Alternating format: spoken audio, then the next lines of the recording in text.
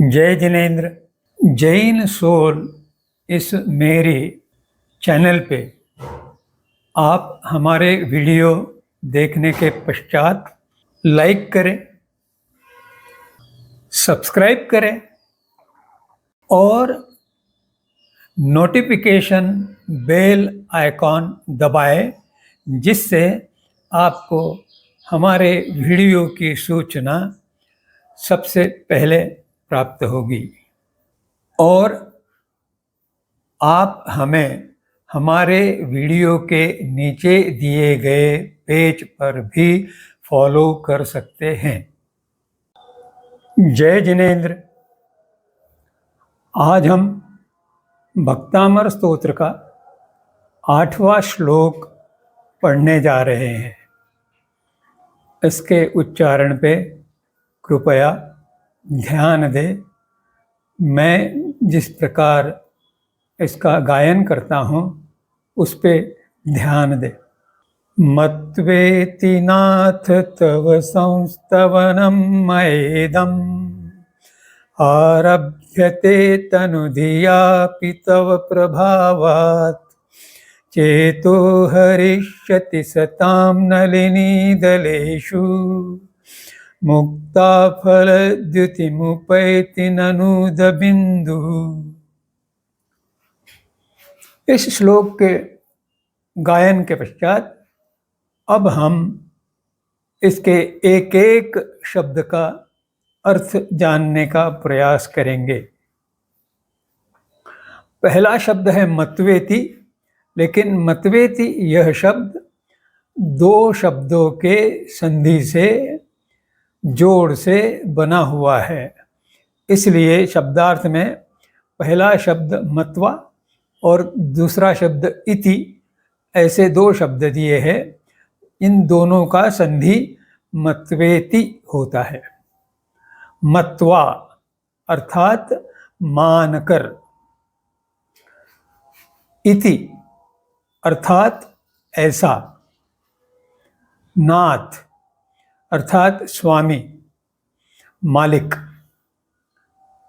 तव अर्थात आपका, संस्तवनम स्तोत्र, मन से, हृदय से किया हुआ स्तवन, मया अर्थात मेरे द्वारा, इदम अर्थात यह, आरभ्यते अर्थात प्रारंभ किया जाता है, तनु धिया ये दो शब्दों के जोड़ से बना हुआ है, तनु और धिया।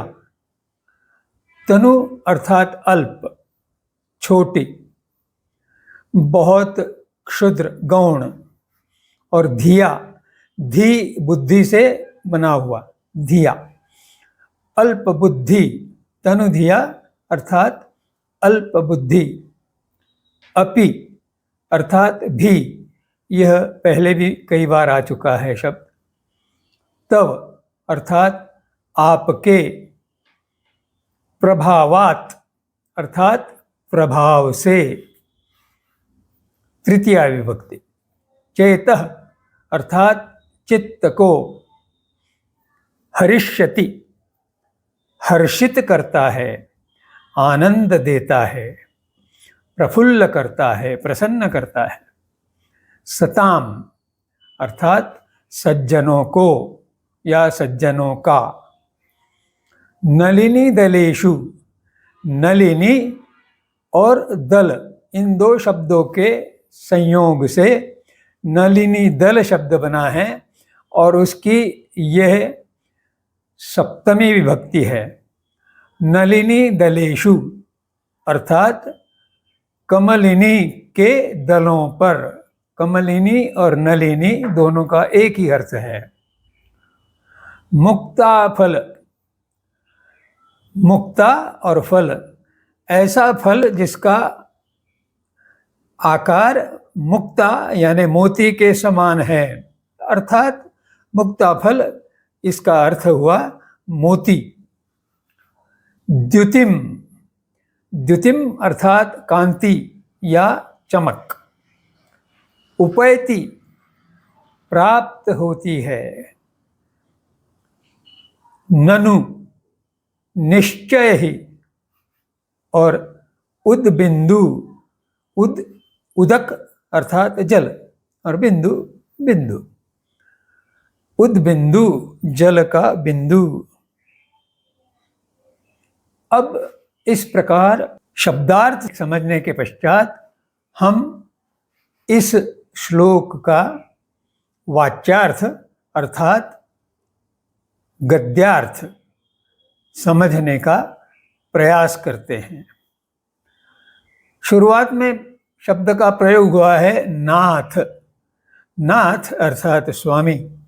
तीर्थंकर भगवंत जैन दर्शन के प्रथम व्यक्ति होते हैं, इसलिए उनको उस दर्शन का स्वामी यानी एक प्रकार से ज्ञाता, और वास्तव में वे सर्वज्ञ ही होते हैं, सब कुछ जानते हैं, इसलिए वह अति उच्च श्रेणी के हमारे मार्गदर्शक है।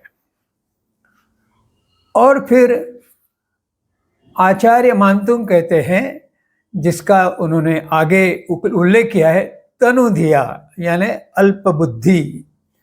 तो मैं अल्पज्ञ हूँ, अल्पबुद्धि हूँ, ऐसा जानकर मुझ मंदबुद्धि द्वारा, मैं मंदबुद्धि हूँ, मंदबुद्धि होने के स्थिति में भी मैं आपका स्तवन करना चाहता हूँ, आपका गुणगान करना चाहता हूँ, आपके प्रति भक्ति द्वारा आपके गुणों का संकीर्तन करना चाहता हूँ, और अर्थात यह स्तवन मैं करना चाहता हूँ। मैं अल्पज्ञ हूँ, ऐसा होने पर भी यह स्तवन सज्जनों के चित्त को भी हरेगा, उनके चित्त को भी मनोहर लगेगा, उनका चित्त भी इस स्तवन की ओर आकर्षित होगा, उन्हें यह स्तवन प्रसन्न करेगा, आनंदित करेगा। पर ऐसा मेरे गायन के कारण नहीं, मेरे द्वारा इस स्तवन को कहने से नहीं, क्योंकि मैं तो मंदबुद्धि हूँ, मेरी बुद्धि से आपका स्तवन कहाँ तक संभव है।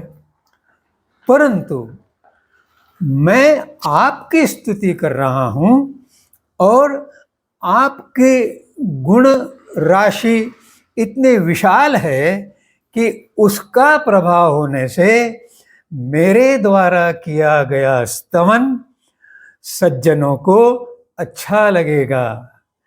यह मेरी शक्ति नहीं है, यह मेरा बल नहीं है, ये तो आपका स्वयं का जो आभा मंडल है, जो प्रभा मंडल है, जो आपकी बुद्धि की राशि है, उसके प्रभाव से सज्जनों के मन को वह अच्छा लगेगा।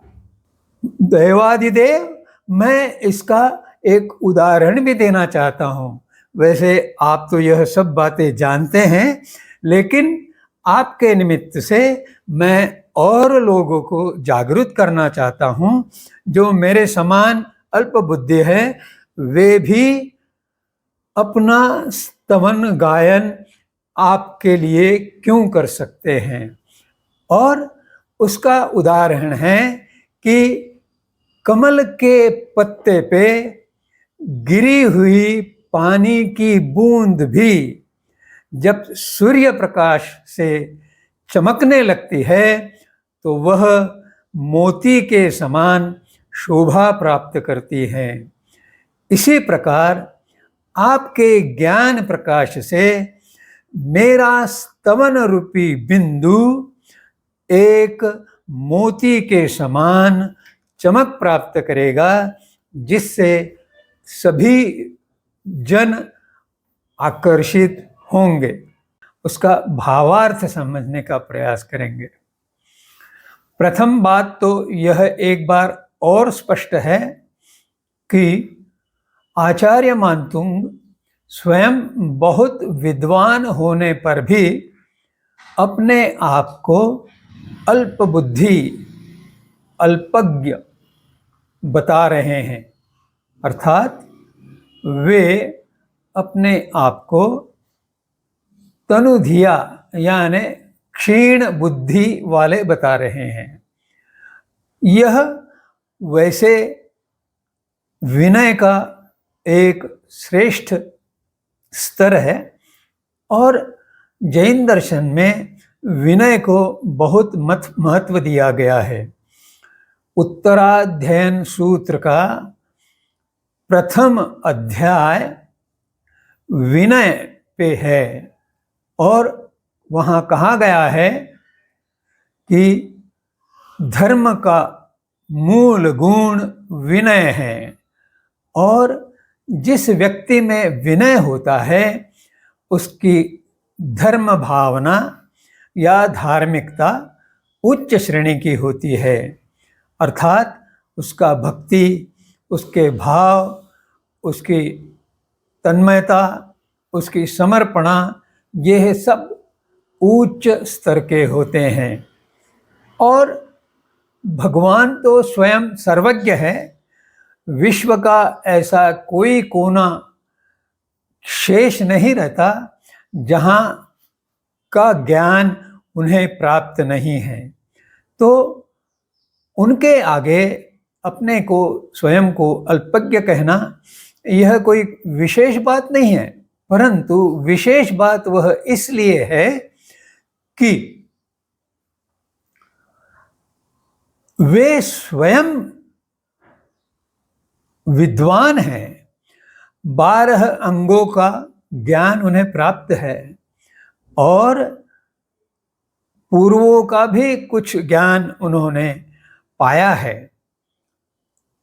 परंतु इस बात का घमंड न करते हुए वे अपने आप को सभी सामान्य मनुष्य जाति की तरह जानते हैं, मानते हैं, जिससे हर उस मानव के मन में तीर्थंकर भगवंत की स्तुति करने का भाव पैदा हो, भाव उत्पन्न हो और इस भावना का ऐसा उच्च रूप वह पाले कि जिससे उसके जन्म सफल हो जाए। अब इसके पश्चात इस क्षुद्रता को स्पष्ट करते हुए आचार्य मानतुंग एक उपमा का आश्रय लेते हैं। कौन सी उपमा?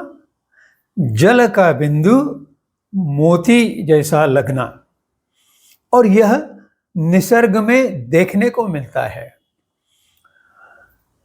कमल दल अर्थात कमल के पुष्प पानी के ऊपर तैरते हैं और उसमें पानी का कोई स्पर्श होने के पश्चात भी गीलापन नहीं होता, और ऐसे उस पत्र पे 2 बिंदु अर्थात सुबह सुबह जो ओस गिरती है उसका एक बिंदु या अनेक बिंदु उस पत्र पे गिरता है या गिरते हैं, तब सूर्य प्रकाश होने के पश्चात वे बूंदे कमल दल पर मोती बिछाए गए हैं इस प्रकार दिखाई देते हैं।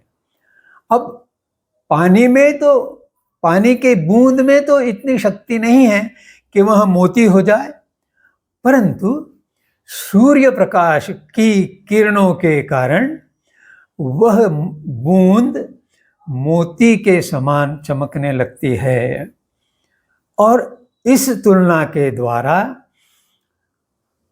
वे अर्थात आचार्य मानतुंग यह बताते हैं कि मेरे स्तवन में ऐसी कोई विशेषता नहीं है कि वह किसी अन्य व्यक्ति को आकर्षित कर ले, परंतु चूंकि वह स्तवन अनंत गुणों के धारक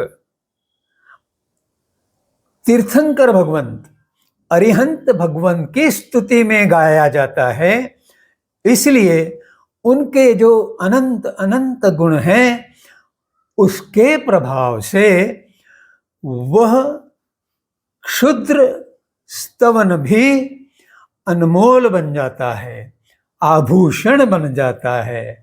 जैसे बूंद एक मोती में परिवर्तित हो जाती है, उसी प्रकार यह स्तवन भी इतना विशाल रूप धारण कर लेता है, इतना प्रभाव फैलाता है कि वह अच्छे अच्छे विद्वानों का भी चित्त आकर्षित कर सकता है। इससे भी और गहरा भाव इस स्तवन में है, इस श्लोक में है, परंतु हर व्यक्ति अपनी अपनी बुद्धि के अनुसार उस भाव को, उस गहरा अर्थ को अपनी भाषा में स्पष्ट कर सकता है। आप भी अपनी भाषा में, अपने शब्दों में, अपनी उपमाओं या बुद्धि के कल्पकता से इसी स्थिति को और अधिक अच्छी तरीके से भी समझा सकते हैं। यहीं पर रुकते हुए जय जिनेंद्र।